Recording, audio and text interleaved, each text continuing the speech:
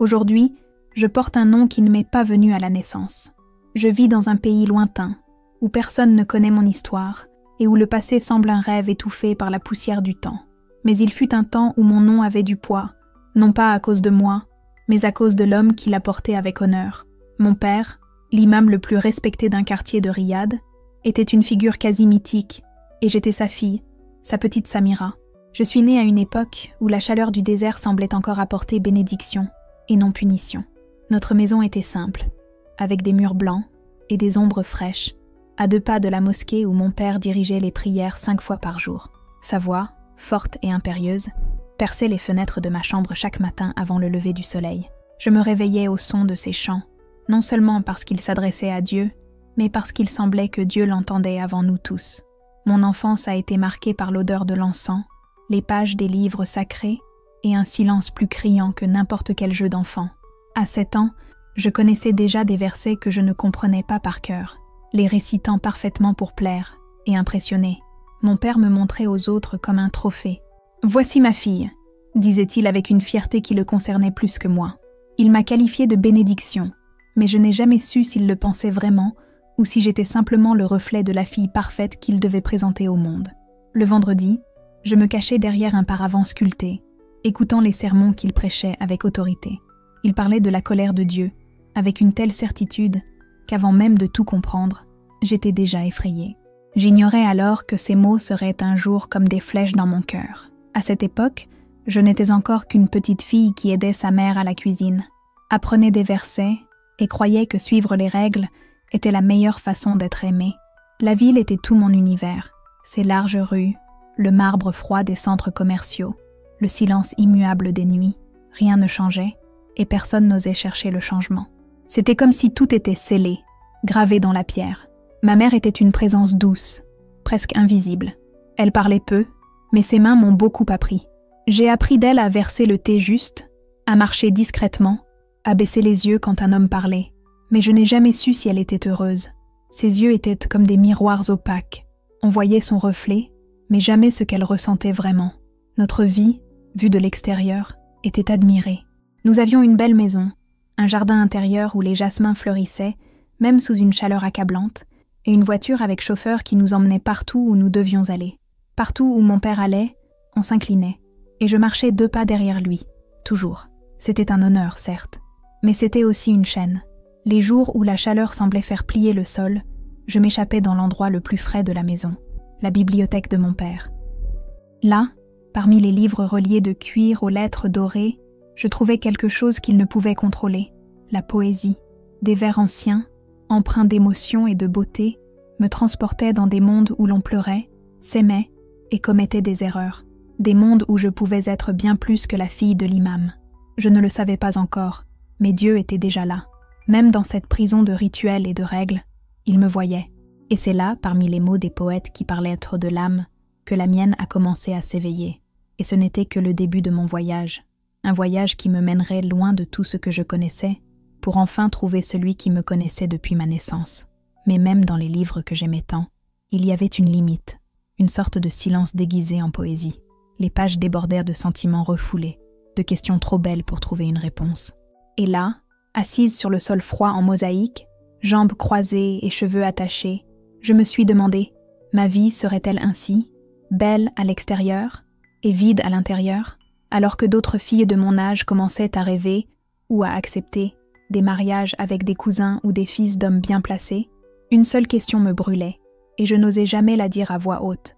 Si Dieu est si puissant, pourquoi faut-il le craindre?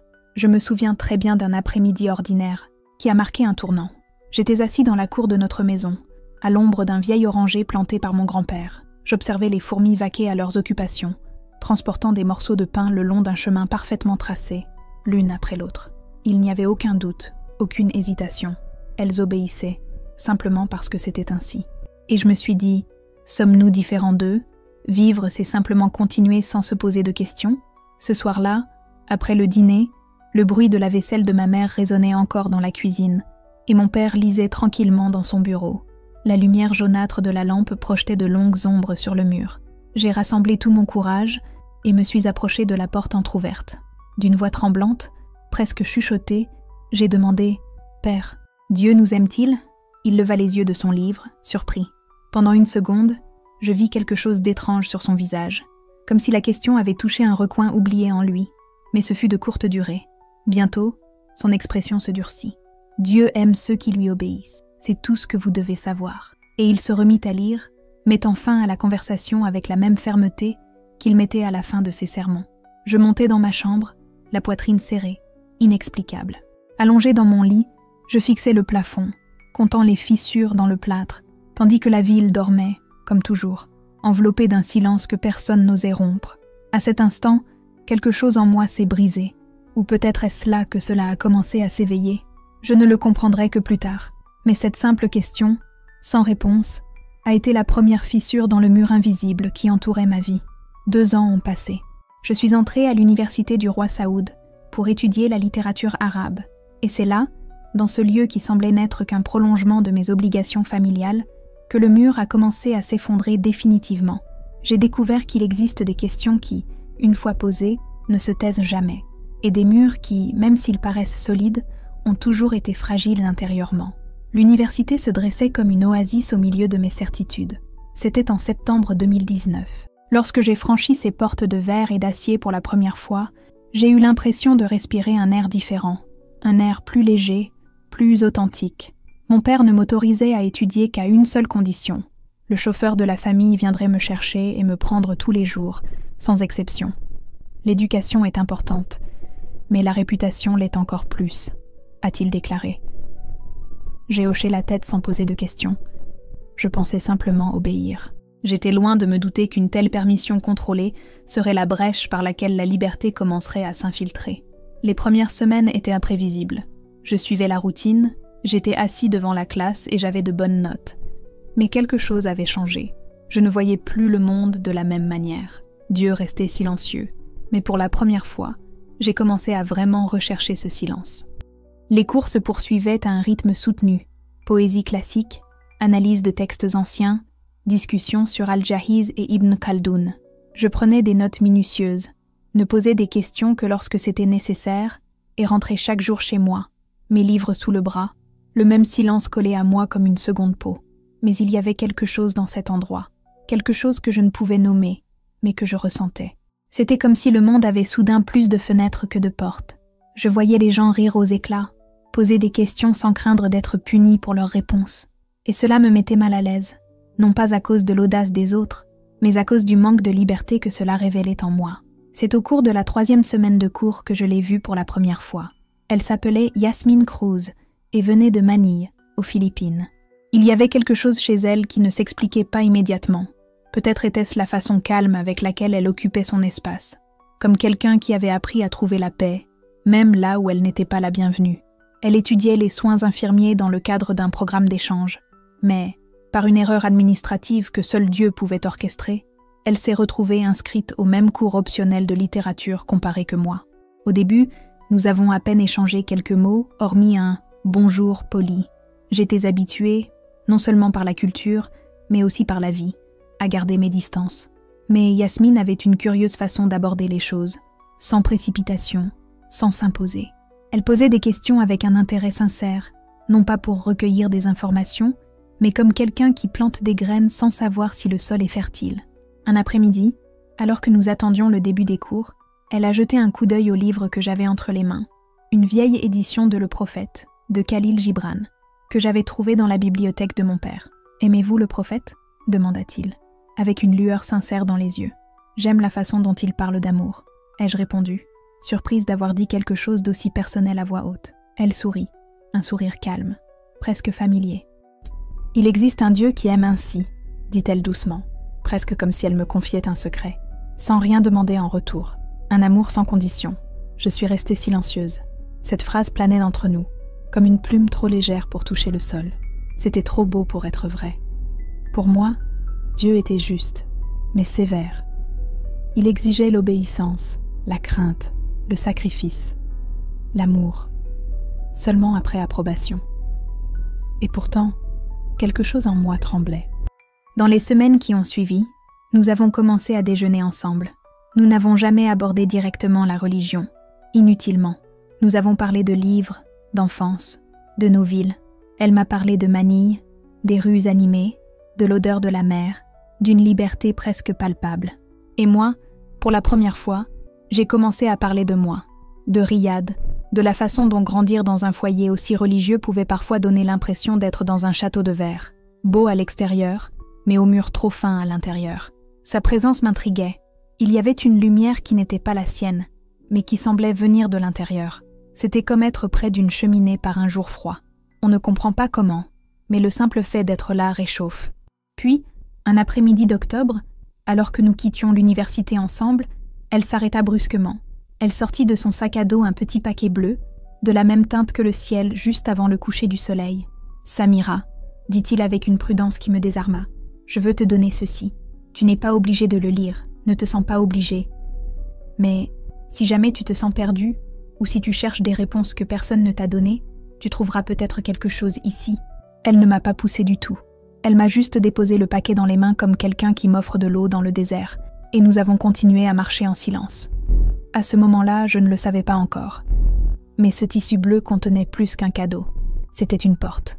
Et une promesse. J'ai pris le paquet, les mains tremblantes. Il était léger, presque sans poids, et pourtant, en même temps, il semblait contenir quelque chose de dense, comme si le tissu bleu renfermait un secret trop ancien pour être exprimé à voix haute. Yasmine n'a rien expliqué.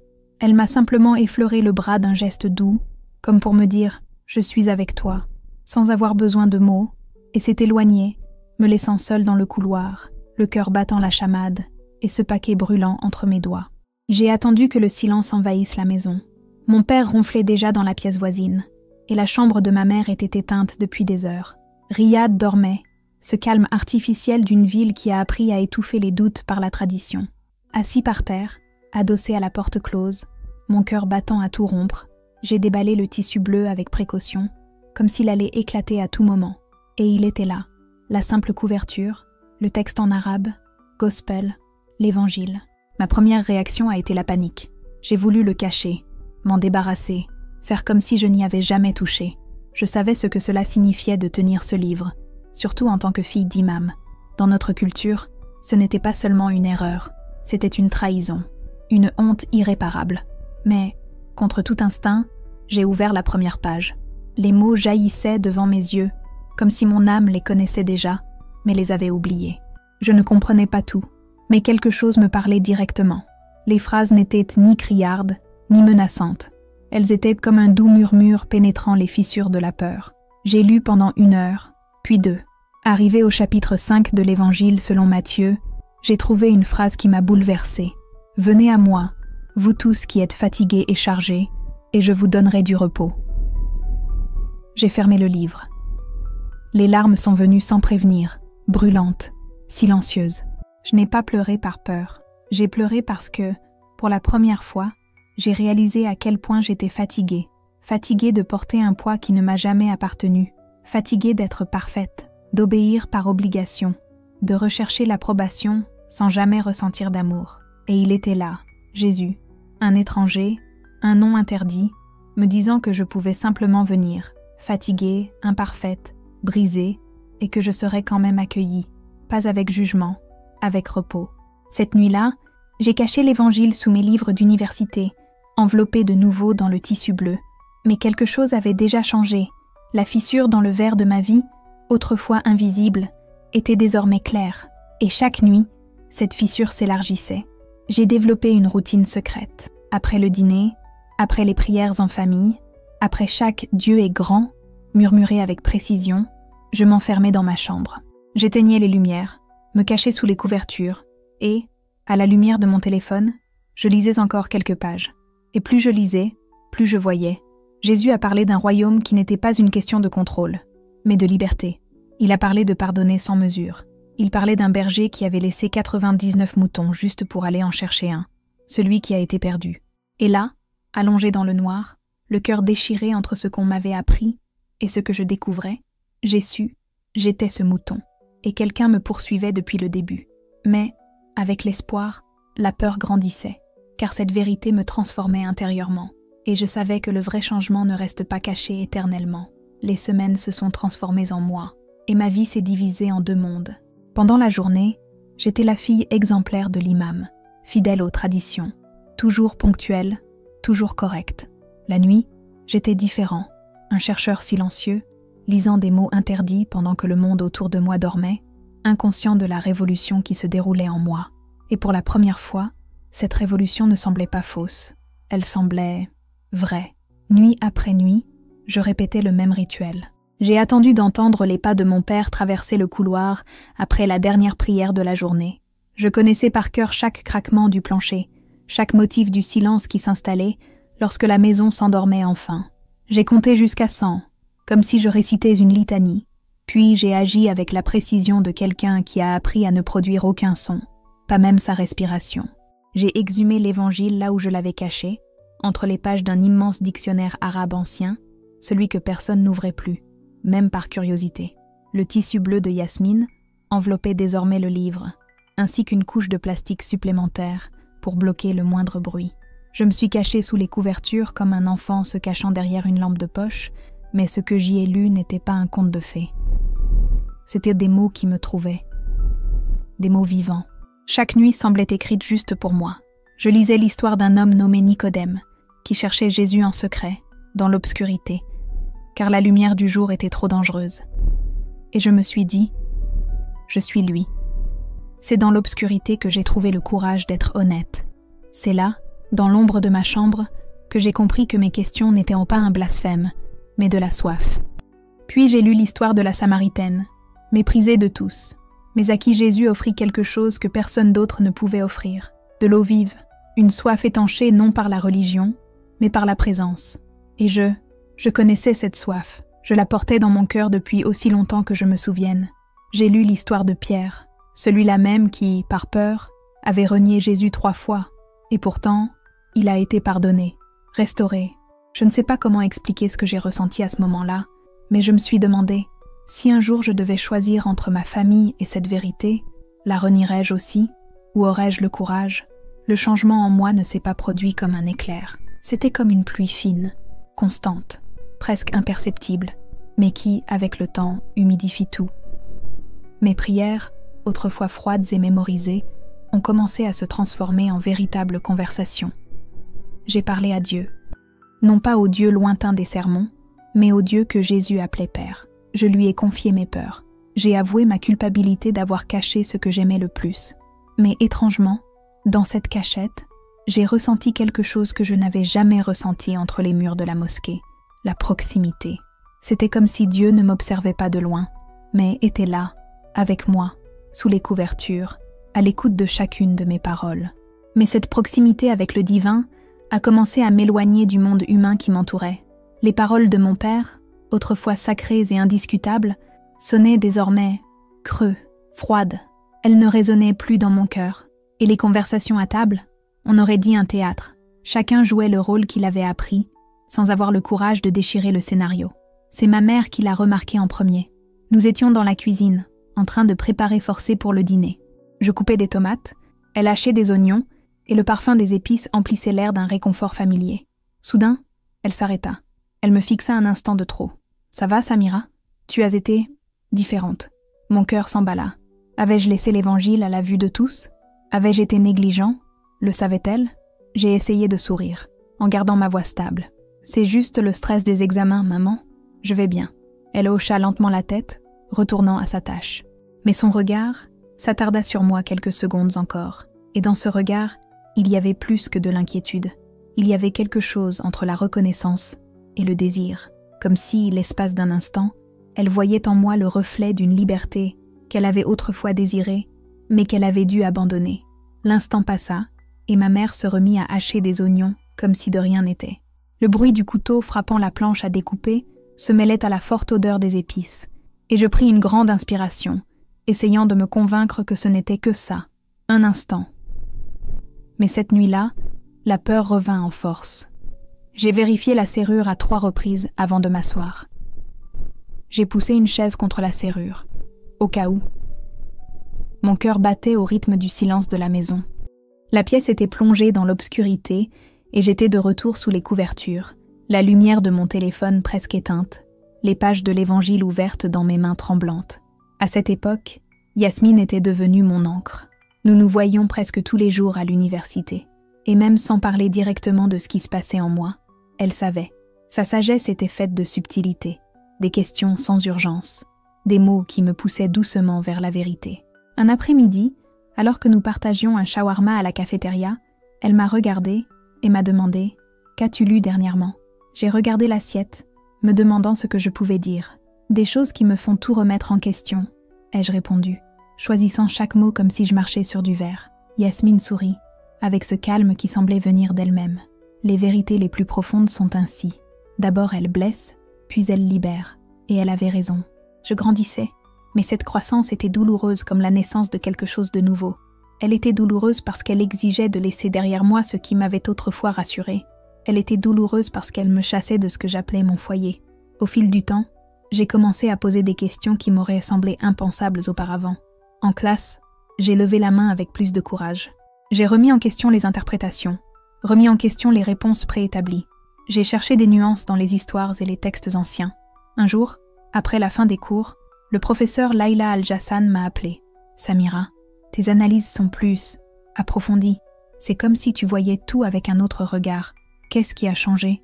J'ai pensé à dire la vérité. J'avais découvert un Dieu qui ne me demandait pas d'avoir peur, mais d'être sincère, qui voyait désormais le monde comme un livre enfin ouvert. Mais je n'y arrivais pas. J'ai simplement souri et répondu « Je crois que j'apprends à lire entre les lignes, docteur. » Et voilà. J'apprenais à lire entre les lignes de ma propre vie, à déchiffrer les messages que la peur m'avait fait ignorer pendant des années, à reconnaître les prisons que je considérais comme ma sécurité, les cages que je prenais pour mon foyer. Parfois, je pense que vous avez peut-être les vôtres aussi. Ces prisons qui ressemblent à des abris, mais qui ne sont là que parce que vous vous êtes habitué au poids des barreaux. Si quelque chose dans votre vie exige du courage pour changer, sachez ceci, la foi naît là où la peur et l'amour se rencontrent. J'ai appris à vivre comme un fugitif chez moi. J'ai créé des codes, des stratégies et des routines pour protéger mon secret. Je laissais toujours un livre ouvert sur la table, au cas où quelqu'un entrerait soudainement. Je connaissais les horaires de sommeil de chacun, les craquements du plancher, les bruits qui trahissaient un mouvement.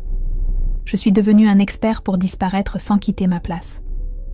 Mais au fil des jours, la tension grandissait. Vivre entre deux mondes me déchirait. Une part de moi était prisonnière de la tradition, de l'image de la fille parfaite. L'autre était attirée par une force douce et irrésistible qui m'appelait.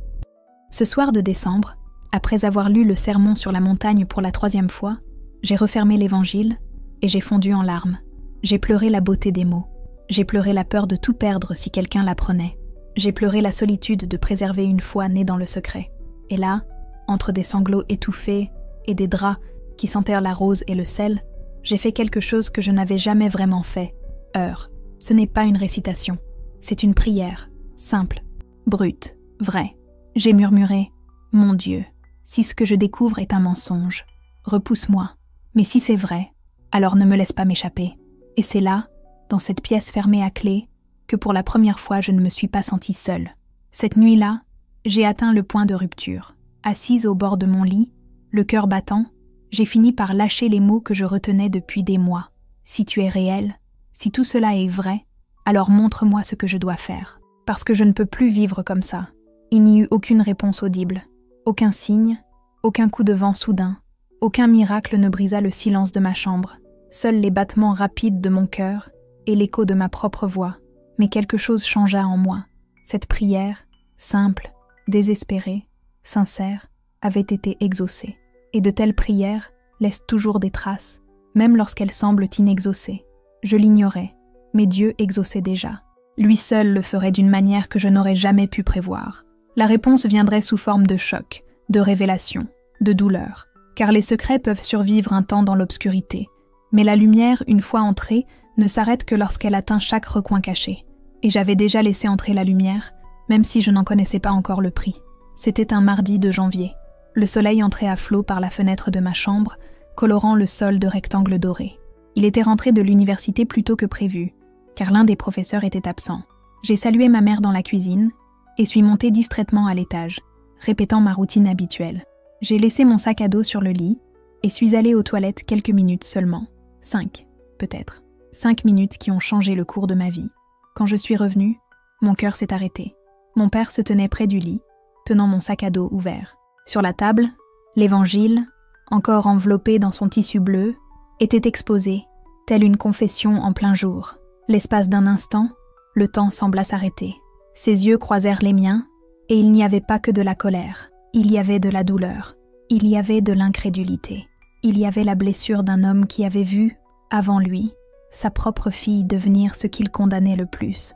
Le calme que je connaissais s'estompa. Il trembla. Les veines de son cou saillaient. « Quel est ce livre ?» demanda-t-il d'une voix basse, ferme, presque menaçante. Je ne pouvais pas répondre. J'avais la gorge sèche et les jambes faibles. Il fit un pas en avant, puis un autre. Et soudain, le bruit sourd de son sac à dos heurtant le sol brisa le silence. « Je t'ai posé une question, Samira, » cria-t-il. Sa voix résonna dans la maison. Je suis sûre que ma mère l'entendit. J'ai essayé de parler, mais ma voix ne sortait pas. J'ai juste marmonné, c'est juste un livre. Il frappa la table avec sa main si fort que l'Évangile sursauta. Ne me prenez pas pour un imbécile. Je sais ce que c'est. Je veux savoir comment la fille d'un imam a eu le courage d'introduire ce blasphème chez moi. Le mot blasphème coupait l'air comme une lame. Pour lui, c'était de la camelote. Pour moi, c'était la vie. C'était le livre qui m'avait libérée, qui m'avait appris un amour sans peur, sans compromis, sans masque. Et là, devant lui, j'ai réalisé que ce qui se brisait n'était pas seulement la confiance entre père et fille, mais tout le mur qui soutenait mon ancienne vie. Ce n'était ni la peur, ni la fierté qui m'empêchèrent de parler. C'était l'espoir. L'espoir naïf qu'il puisse comprendre. Mais les mots se sont échappés avant que je puisse les arrêter. Ce ne sont pas des conneries, c'est la vérité. Le silence qui suivit fut plus violent que n'importe quel cri. Mon père me fixait comme si je venais d'avouer un crime. Son visage perdit toute couleur, laissant place à une expression froide et impitoyable.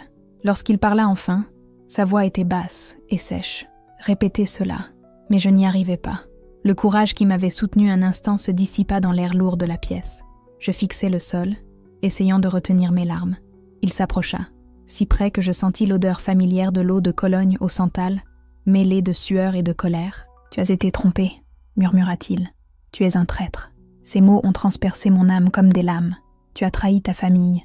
Tu as trahi ta foi. Tu as trahi le nom que tu portes. Papa, Sortir. Son cri m'a fait reculer jusqu'à ce que mon dos touche le mur. Tu n'es plus ma fille. Jamais une de mes filles n'apporterait la honte de l'enfer dans cette maison. Il prit l'Évangile entre deux doigts, comme si le contact de ce livre le contaminait. Il fixa la couverture bleue un instant, puis me regarda avec le même dégoût. C'est alors que je compris que pour lui, ce livre et moi étions la même chose. Une menace, une tâche, quelque chose à éliminer. « Je te donne une dernière chance », dit-il, maintenant avec le ton calme et autoritaire de ses sermons du vendredi. « Tu renonceras à ce mensonge. Tu brûleras ce livre devant moi et demanderas pardon à Allah pour le blasphème que tu as commis. » Ces paroles résonnaient en moi, chacune plus lourde que la précédente. Il me demandait de nier tout ce qui était devenu réel, d'éteindre la seule lueur d'espoir que j'avais trouvée dans une vie d'ombre. J'ai secoué la tête. « Je ne peux pas. » Ma voix tremblait, mais ferme. Il m'a regardé comme s'il avait entendu la dernière phrase. « Alors, que Dieu ait pitié de ton âme, » murmura-t-il, « parce que je ne le ferai pas. » Il est parti, l'Évangile à la main. J'ai entendu ses pas résonner dans l'escalier, les voix étouffées dans le salon. Ma mère demandait, lui répondait. Chaque mot était comme un coup de couteau que je ne comprenais pas. Puis, le silence. Un silence pesant. Quelques minutes plus tard, ses pas revinrent, lents et déterminés. Quand la poignée tourna, il tenait un cadenas. Il ne dit rien en le fixant à l'extérieur de la porte. Le clic métallique de la serrure résonna comme une phrase. Puis il ouvrit la porte juste assez pour me regarder dans les yeux une fois de plus. « Tu resteras ici jusqu'à ce que tu reprennes tes esprits. Pas de téléphone, pas d'ordinateur, pas de contact avec qui que ce soit. Tu réfléchiras à ce que tu as fait. Quand tu seras prêt à abandonner cette folie, dis-le-moi. » Il m'a tendu la main. Je savais ce qu'il voulait. Les mains tremblantes, j'ai sorti mon téléphone portable de ma poche et je l'ai tendu. C'était mon dernier lien avec le monde, avec Yasmine, avec la liberté, avec la foi qui commençait à éclore. Il le prit en silence, me regarda une dernière fois, et avant de partir, il dit simplement « Si vous ne changez pas d'avis, qu'Allah vous juge ». La porte s'est fermée, et le bruit du cadenas résonnait en moi comme le début d'une prison, pas seulement physique, mais spirituelle. Sa voix trembla un instant. Pour la première fois, J'entendis quelque chose qui ressemblait à de la douleur, une fissure dans le mur de fureur. Je préférerais te voir mort que vivre dans la honte.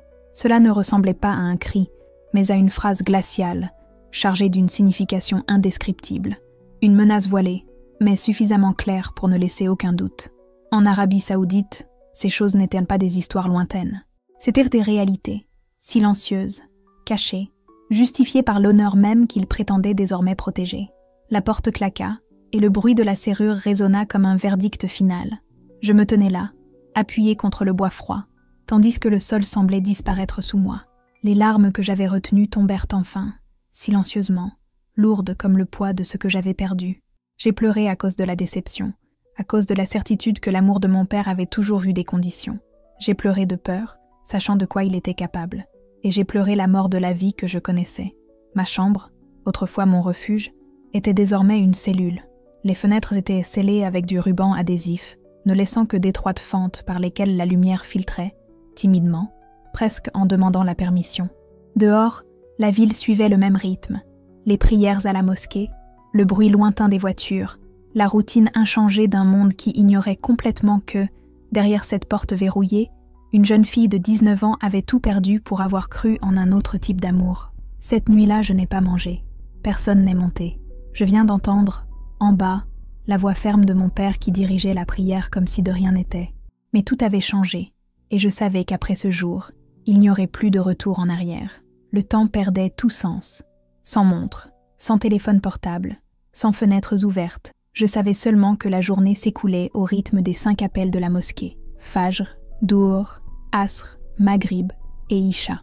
C'étaient les seuls repères qui me maintenaient en contact avec la réalité. La nourriture arrivait 1 fois par jour, glissée sous la porte. Un plat simple, du riz, parfois un morceau de poulet et un verre d'eau. Je savais que c'était ma mère qui déposait le plateau. Il reconnut le bruit des pas légers, l'inquiétude silencieuse.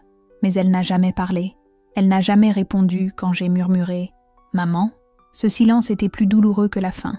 C'était le genre de silence qui n'apporte pas la paix. C'était le silence de la punition, destiné à briser la volonté. Au fil des jours, la pièce commençait à devenir trop petite pour mes pensées. Je connaissais chaque détail par cœur. Les fissures dans le plafond, les taches d'humidité, les lignes irrégulières dans le sol. Pour ne pas devenir fou, j'ai commencé à compter. J'ai compté les tuiles, 142. Puis j'ai compté mes respirations, mon battement de cœur. Mais le temps, même s'il était compté, restait immobile. Je ne sais pas si c'était le 3e ou le 4e jour quand j'ai commencé à me parler à moi-même. D'abord des murmures, puis des conversations entières sans personne. Il parlait de l'avenir, du jour où il partirait de là, de sa nouvelle rencontre avec Yasmine. J'ai imaginé son sourire, son étreinte serrée, le son de sa voix disant « Tu n'es pas seul ». Ces conversations imaginaires sont devenues mon moyen de survie. C'était le peu d'espoir qui me restait, et, sans le savoir, c'était aussi la voix de Dieu qui me maintenait en vie, même lorsque le monde entier avait décidé de me faire taire. Les fantasmes qui me maintenaient en vie ont commencé à se retourner contre moi. Plus j'imaginais la liberté, plus la prison devenait cruelle. Un après-midi, ou peut-être était-ce la nuit, je n'en savais rien. J'entendis des voix en bas. Mon père parlait à quelqu'un, un homme d'un certain âge, à la voix grave et ferme. Je m'allongeai par terre et collai mon oreille contre le carrelage froid, essayant de comprendre ce qu'il disait. Les mots étaient tachés, mais une phrase me parvint, claire et tranchante. Un déshonneur pour la famille doit être corrigé ou éliminé. Ce dernier mot a coupé l'air. Éliminé. J'ai senti mon sang se retirer de mon corps. C'était comme si j'entendais ma condamnation à mort. Je reculai en tremblant et me blottis dans un coin, serrant mes genoux, essayant de contenir la panique qui montait en moi comme un feu. Pour la première fois depuis le début, je comprenais que mon père pouvait vraiment tenir ses promesses. La nuit tomba. Je le savais, car l'appel final à la prière résonna dans la mosquée. Puis, le silence. Un silence si absolu que j'entendais les battements de mon cœur dans ma tête. La peur commença à grandir, pas seulement la peur physique de mourir, mais quelque chose de plus profond. La peur d'avoir cru en quelque chose de beau et que cela m'ait tout coûté. La peur d'avoir été stupide. La peur d'être complètement seule, même devant Dieu. Je me suis traînée jusqu'au centre de la pièce et je suis tombée à genoux. Mes mains tremblaient de façon incontrôlable. Les larmes ont commencé à couler, chaudes, salées, incessantes. « Seigneur, où es-tu » murmurai-je dans l'obscurité. « J'ai cru en toi, j'ai cru en tes paroles. J'ai cru que ton amour était sincère. Mais où est ta sollicitude maintenant? Je suis enfermée, oubliée, et celui-là même qui devrait me protéger veut m'effacer de la vie. Les mots sont sortis entre des sanglots, brisés par la douleur. Est-ce là ce que le Seigneur promet à ceux qui te suivent? L'abandon? Les pleurs se sont transformés en gémissements. Toute la force que je croyais avoir s'est dissipée là, face au sol froid. Je n'étais plus une rebelle, ni courageuse. J'étais juste une fille effrayée et brisée, implorant grâce. Je n'en peux plus, murmurai-je. Je ne suis plus assez forte. Si tu existes, sauve-moi. Fais quelque chose. Et c'est là, au plus profond de mon désespoir, que quelque chose a commencé à changer. Il n'y avait plus de voix, plus de lumière, plus de miracle immédiat, juste une douce paix, presque imperceptible, qui filtrait à travers mes larmes. C'était comme si le silence lui-même avait changé de texture. Pour la première fois, ce n'était plus une punition, mais une présence. Je n'étais pas seule.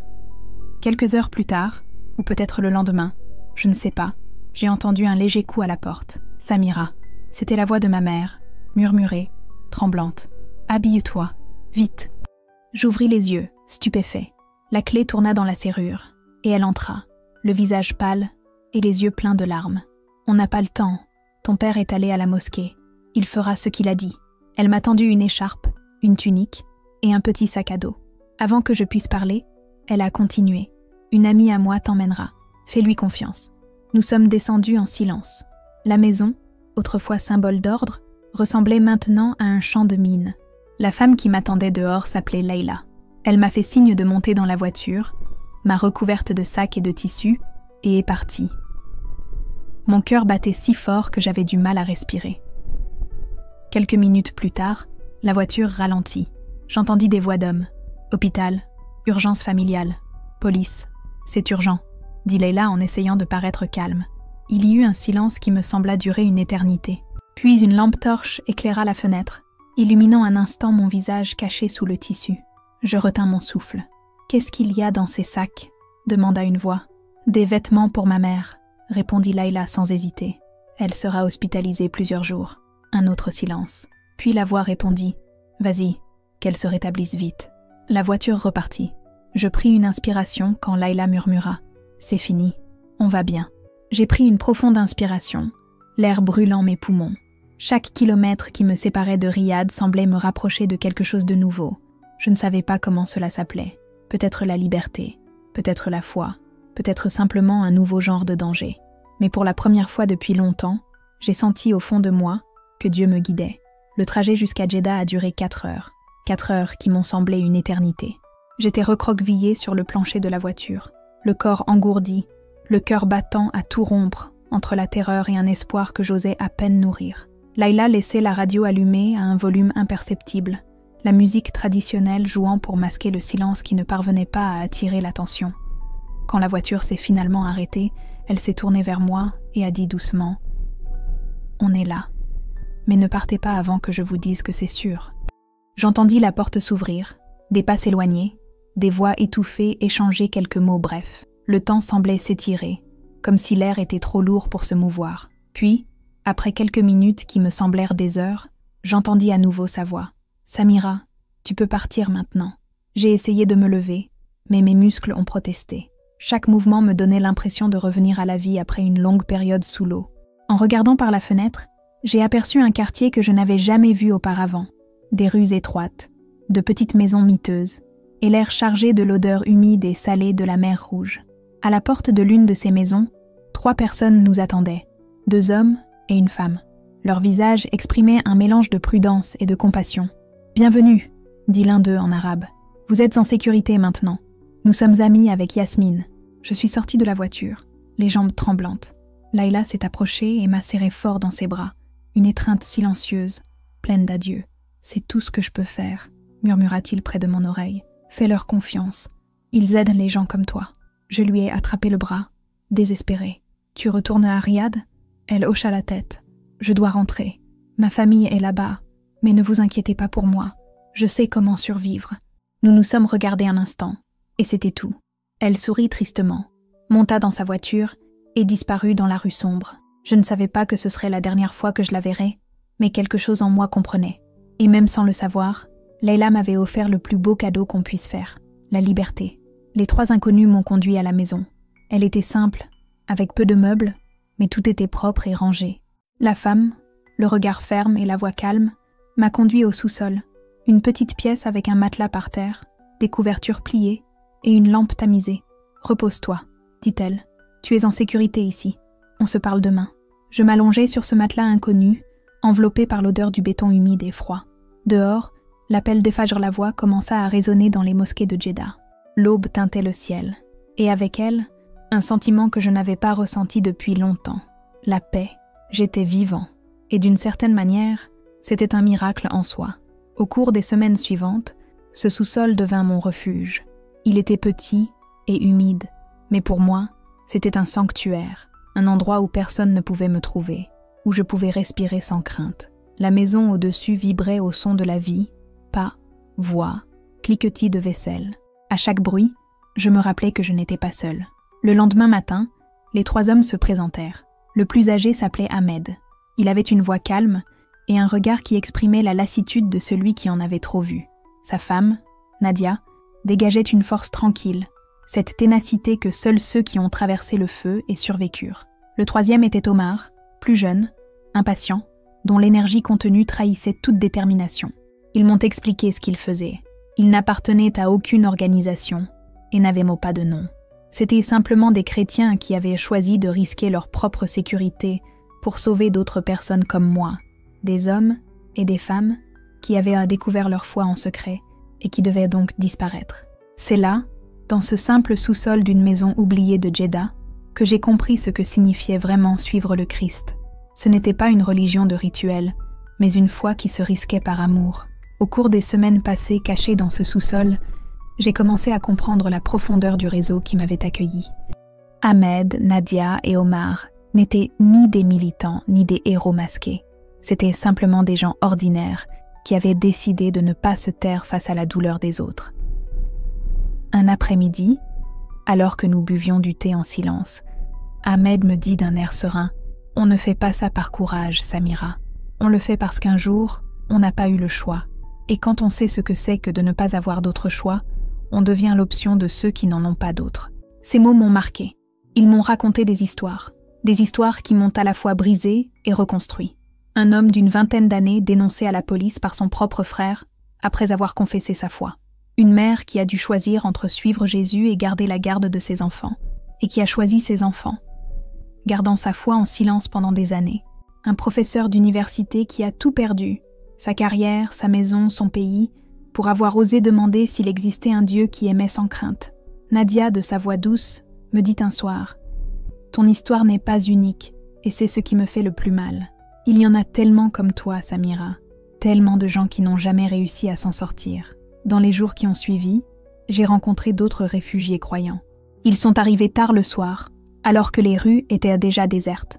Une jeune fille de 17 ans, encore tremblante, dont le père avait trouvé des messages chrétiens sur son téléphone portable. Un ancien imam qui, étudiant les Écritures par curiosité, y avait trouvé la vérité qui l'avait transformé, et qui vivait désormais caché, comme moi. Tous avaient la même lueur dans le regard, un mélange de douleur et d'espoir. Nous mangions ensemble, prions en silence, et aux longues heures du petit matin, partagions des histoires. C'était une communion improbable, une famille fragmentée, unie non par le sang, mais par une soif commune de liberté spirituelle. Mais au fond de moi, je savais que cette cachette n'était qu'un répit, pas un foyer. Le temps jouait contre moi, et le nom de mon père, célèbre et respecté, attirerait bientôt l'attention sur ma disparition.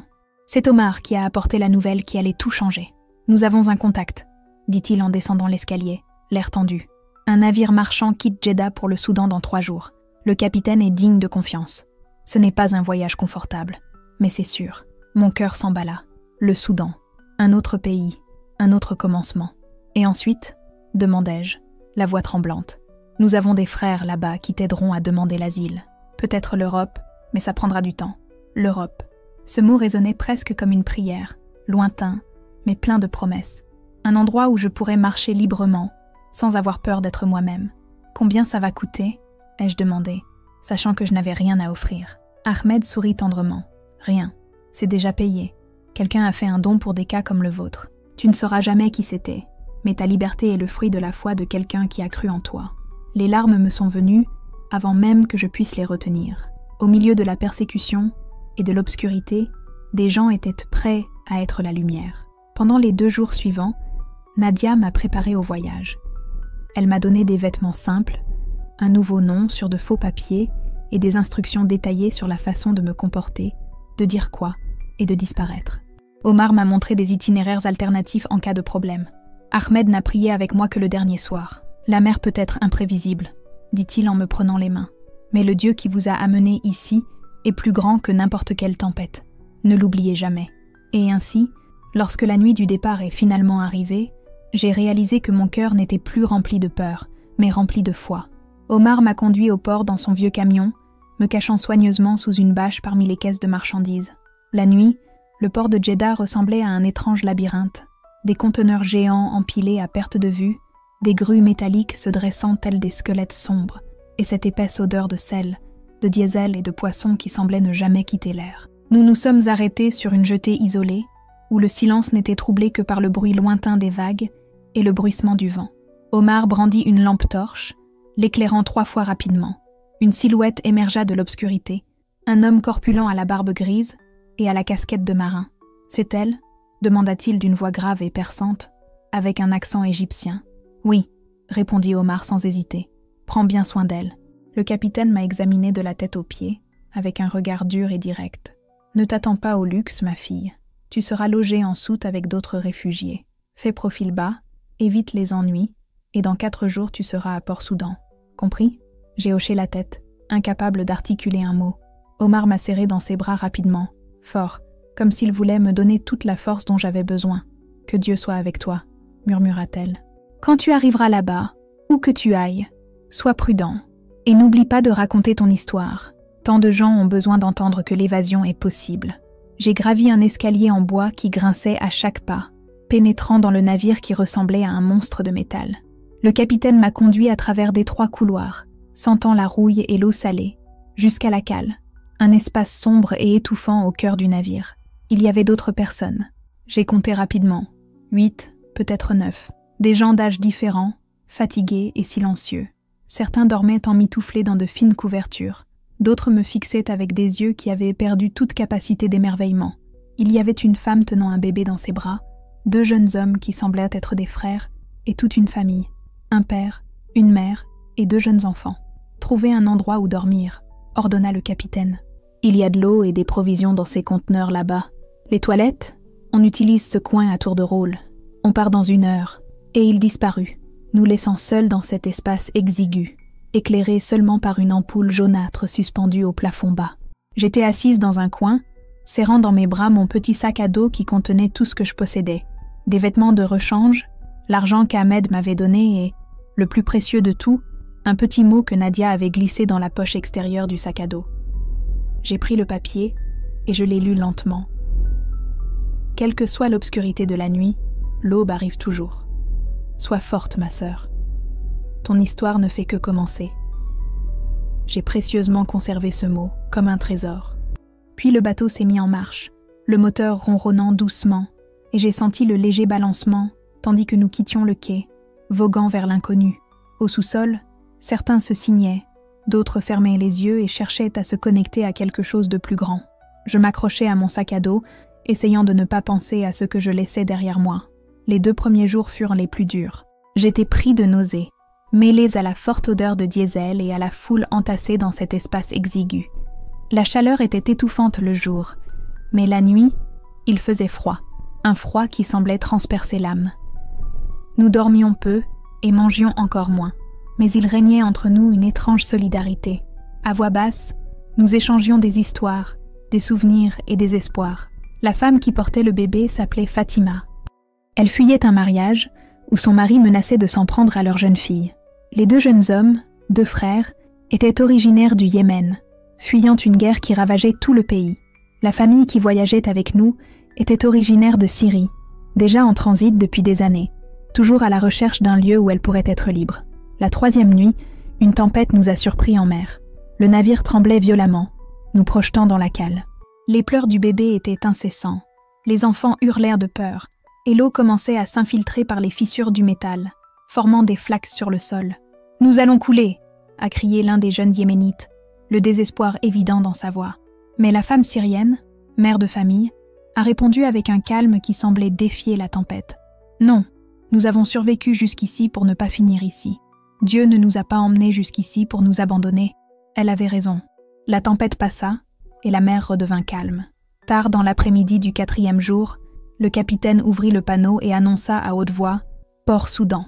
À cet instant, nous ne franchissions pas seulement une frontière géographique, mais un jalon invisible, une étape qui signifiait une nouvelle vie.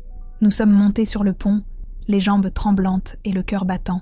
Le soleil était si fort qu'il semblait aveuglant après tant de jours passés dans l'obscurité du sous-sol. À l'horizon, j'apercevais la terre ferme, le Soudan, l'Afrique, un continent que je connaissais à peine, mais qui, à cet instant, devint la promesse d'une nouvelle vie. Alors que le navire approchait du port, je me tenais sur le pont, regardant le lever du soleil colorer le ciel de nuances roses et dorées. Le vent me fouettait le visage, agitait mes cheveux, et pour la première fois depuis des mois, je pouvais respirer profondément sans cette boule dans la poitrine. J'avais laissé derrière moi tout ce que je connaissais. Ma famille, mon nom, mon pays, même ma langue. Mais j'emportais avec moi quelque chose que personne ne pourrait jamais m'enlever. La certitude de la vérité qui m'a libérée. Ce genre d'histoire fait rarement la une des journaux. Elle se raconte à voix basse, entre des personnes qui savent que la vérité vaut mieux que le réconfort du silence. Si vous pensez que davantage de personnes devraient entendre cela, partagez cette histoire et abonnez-vous à cette chaîne. Le navire a finalement accosté. Un par un, nous avons débarqué, et à chaque pas sur le sol soudanais, je sentais le poids de l'Arabie saoudite s'alléger de mes épaules. J'étais libre, enfin, glorieusement libre. Port Soudan m'accueillit avec sa chaleur humide, si différente de la chaleur sèche et mordante de l'Arabie saoudite. L'air transportait le parfum de la mer Rouge, mêlé à l'odeur forte du marché aux poissons. Les rues étaient animées et chaotiques, avec les cris des vendeurs ambulants, les klaxons incessants des voitures anciennes et un arabe étrange, avec un accent que je ne reconnaissais pas. Au port, un homme m'attendait, Ibrahim, un Soudanais d'âge moyen, faisant partie du même réseau clandestin qui m'avait aidé à Djeddah. Il m'a emmené dans un petit appartement modeste dans un immeuble presque en ruine. J'y suis restée quelques semaines, le temps que ma demande d'asile soit traitée. La procédure prend du temps, expliqua-t-il tandis que nous montions l'escalier grinçant. Des semaines, peut-être des mois, mais nous avons des contacts à l'ambassade européenne. Votre dossier est solide. Persécution religieuse, menace directe de votre famille. Ils vous accepteront. L'appartement était minuscule. Une seule pièce avec un matelas par terre, une cuisine avec à peine une cuisinière et une salle de bain commune dans le couloir. Mais il y avait une fenêtre donnant sur la rue, et je pouvais l'ouvrir quand je voulais. Cette simple liberté, ce choix, me mettait les larmes aux yeux. Les premiers jours au Soudan furent difficiles. Tout était nouveau. Chaque bruit me surprenait. Chaque coup à la porte me faisait craindre d'être découvert. Ibrahim venait me rendre visite de temps en temps, m'apportant de la nourriture et me tenant au courant de mes progrès. Ces visites étaient le point d'ancrage qui me maintenait sur terre, même lorsque la peur semblait m'engloutir. Elle m'a appris à me déplacer en ville sans attirer l'attention, à éviter les rues, à dire quoi dire si on me demandait d'où je venais. « Ici, tu n'es personne », m'a-t-elle dit fermement. « Et pour l'instant, c'est le mieux que tu puisses faire. » Le mot « personne » me pesait comme un poids invisible. Je n'étais plus Samira, la fille de l'imam respecté. Désormais, je n'étais plus qu'un visage parmi tant d'autres réfugiés. Un numéro, une histoire oubliée, perdue parmi tant d'autres en quête de sécurité dans un monde qui semblait ne vouloir de personne d'entre nous. Les semaines passèrent avec une lenteur presque cruelle. Assise à regarder par la fenêtre, je contemplais la vie qui continuait dehors. Les familles riaient, marchaient ensemble, et une douleur profonde me serrait la poitrine. J'avais choisi la vérité, plutôt que ma famille, mais cela n'atténuait pas mon désir.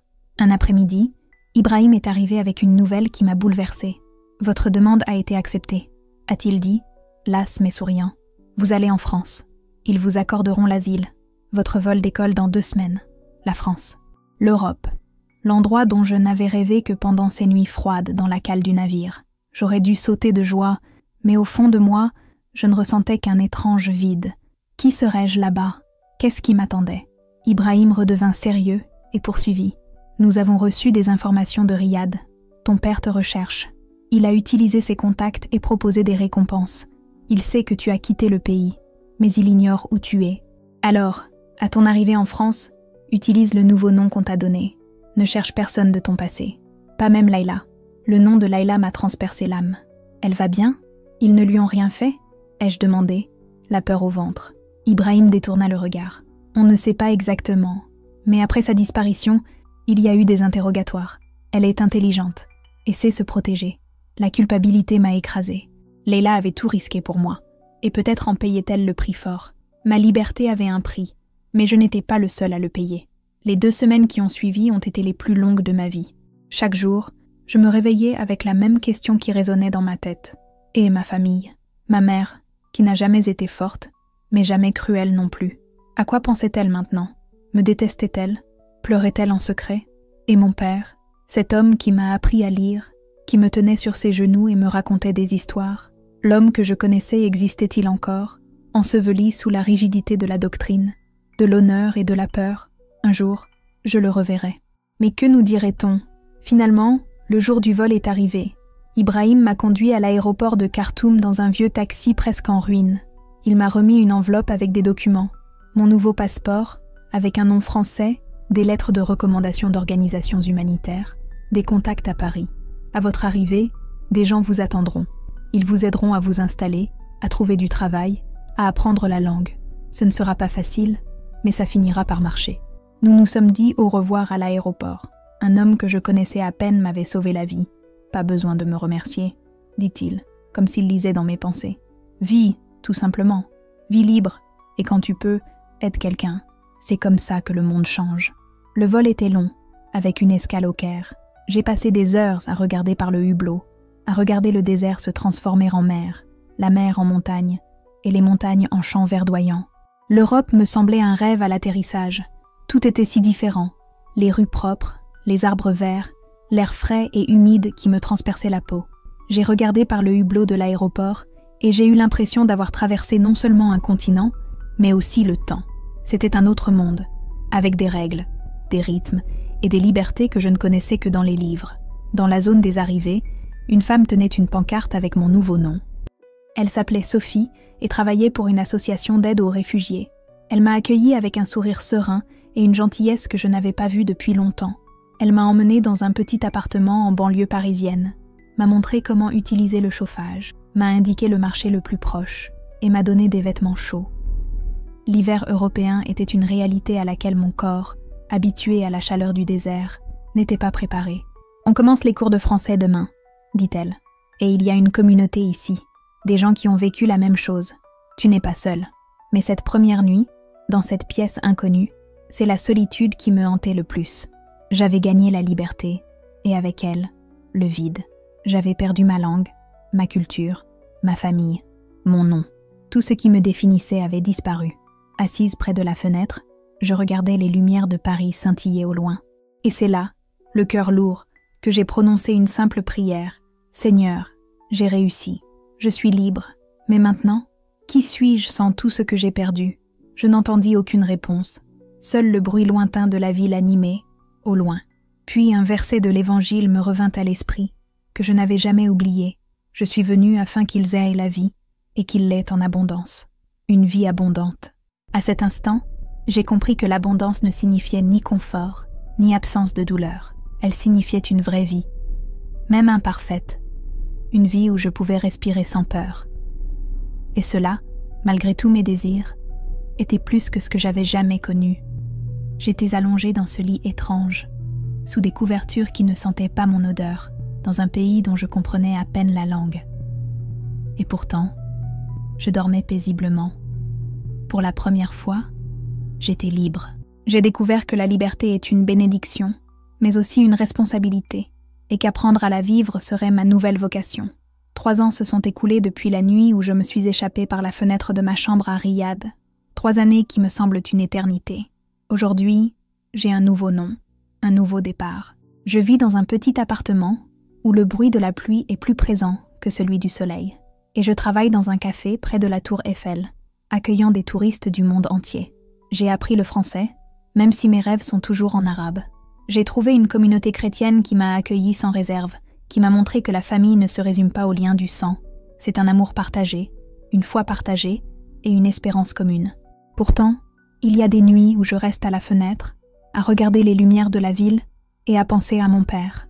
Je me demande s'il s'est jamais repenti, si un jour, seul dans son bureau, il a ouvert l'évangile qu'il avait pris dans mon sac à dos et en a lu une seule page. Je me demande si ma mère pleure en silence, si Layla a réussi à se protéger, si Yasmine sait à quel point son courage a changé le cours de ma vie. Je prie pour eux tous, en particulier pour mon père. Car si Dieu a pu me libérer de la peur qui m'a emprisonnée pendant tant d'années, il peut aussi libérer le cœur de celui qui a tenté de m'effacer. Pardonner, ce n'est pas oublier. C'est choisir de ne plus porter le poison qui nous détruit de l'intérieur. Et c'est dans ce choix, chaque jour, que je continue à vivre la liberté que le Christ m'a donnée. Il nous appelle un réfugié de la foi, des gens qui ont tout quitté pour suivre une vérité que le monde refuse souvent d'accepter. Chacun de nous a une histoire différente, mais elles se rejoignent toutes au même point. Le prix à payer pour choisir la lumière plutôt que l'obscurité, la vérité plutôt que la commodité. Il m'a fallu du temps pour comprendre, mais aujourd'hui je sais que mon histoire n'est pas seulement la mienne. Elle appartient à tous ceux qui se sont un jour sentis tiraillés entre l'amour de leur famille et la fidélité à leur propre conscience.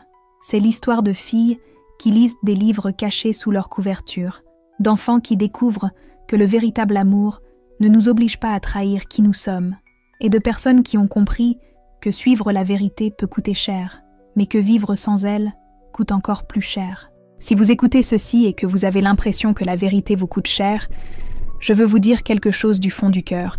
Ça vaut le coup, oui. Le prix est élevé, mais l'alternative est de vivre prisonnier du mensonge. Et cela coûte votre âme, votre paix intérieure et la capacité de vous regarder dans le miroir avec dignité. Alors je vous demande, dans quel domaine de votre vie avez-vous choisi le confort plutôt que la vérité? Et si vous connaissez quelqu'un qui traverse un désert similaire, quelqu'un qui lutte pour s'accrocher à ce en quoi il croit, ne le laisse pas seul. Parfois, un mot, une étreinte, une prière peuvent être le fil d'espoir qui sépare quelqu'un de l'abandon. J'ai survécu uniquement grâce à des gens comme eux. Yasmine, Layla, Ahmed, Nadia, des gens ordinaires qui ont décidé que ma liberté valait le coup. Ils m'ont appris que lorsque nous tendons la main aux autres, Dieu nous tend la main. Si cette histoire vous a touché, priez pour quelqu'un aujourd'hui. Car, en ce moment même, alors que vous l'entendez, il pourrait y avoir une jeune fille à Riyad, à Téhéran, ou n'importe où dans le monde, enfermée dans sa chambre, un livre interdit à la main, se demandant si elle aura le courage de suivre la vérité. Votre prière peut être la force invisible qui soutient cette vie. Merci de m'avoir écouté jusqu'ici. Si cette histoire vous a touché, n'hésitez pas à la partager, non pas pour moi, mais parce que des cœurs ont besoin de savoir que la liberté est possible. Voici comment l'espoir se propage, de cœur à cœur, d'histoire à histoire, de foi à foi. Mon nom est différent aujourd'hui, mais en moi vit toujours cette fille qui lisait en secret, qui pleurait dans la cale d'un navire, qui tremblait dans l'obscurité d'un sous-sol à Jeddah et qui, malgré tout, choisissait de croire. Chaque matin, je me réveille sans crainte. C'est ma façon de lui rendre hommage. C'est ma façon de lui dire « On l'a fait, ça valait le coup, on est libre ». Et si aujourd'hui vous êtes au milieu de votre propre tempête, coincé dans votre chambre, dans votre désert, dans votre silence, écoutez attentivement. Tu n'es pas seul, tu ne l'as jamais été. La même voix qui m'a soutenue pendant ma nuit la plus sombre parle encore aujourd'hui, disant « N'aie pas peur, je suis avec toi. » Croire. Parce que c'est vrai, et la vérité nous libère toujours.